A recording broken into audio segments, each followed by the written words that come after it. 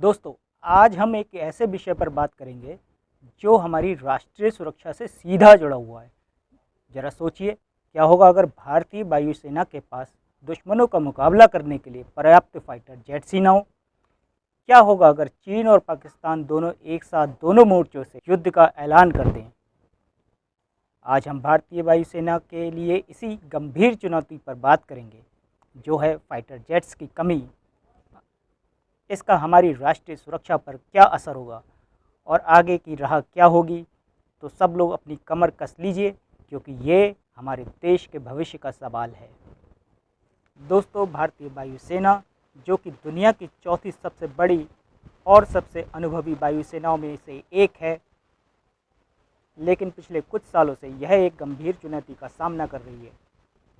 अपने स्क्वाड्रन स्तर को बनाए रखने की चुनौती। इंडियन एयरफोर्स को अपनी पूरी परिचालन क्षमता के लिए 42 स्क्वाड्रन की ज़रूरत है, लेकिन वर्तमान में हमारे पास केवल 31 से 32 स्क्वाड्रन हैं। लेकिन यह आने वाले 2 महीनों में घटकर 29 स्क्वाड्रन रह जाएंगे। दोस्तों, यह कमी रातों रात नहीं हुई, इसके कई कारण हैं। इनमें से कुछ प्रमुख कारण इस प्रकार हैं। मिग 21, मिग 27 जैसे पुराने सोवियत युग के विमानों को धीरे धीरे चरणबद्ध तरीके से हटाया जाना।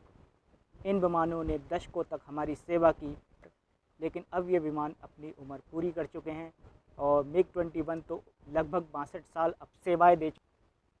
और दोस्तों, मिग 21 या मिग 27 ही नहीं, आने वाले 1-2 सालों में हम जगुआर फाइटर जेट्स को भी रिटायर करने वाले हैं। इसका दूसरा कारण है, नए विमानों की खरीद प्रक्रिया में अत्यधिक देरी हुई।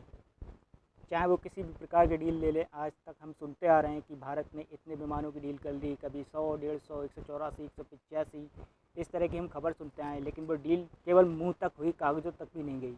बस खबरें आती रहीं और जाती रहीं।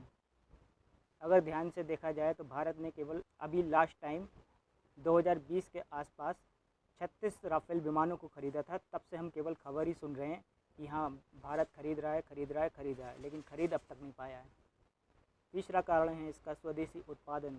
जैसे LCA तेजस ने गति पकड़ी है, लेकिन हमारी ज़रूरतों को पूरा करने के पर्याप्त नहीं है।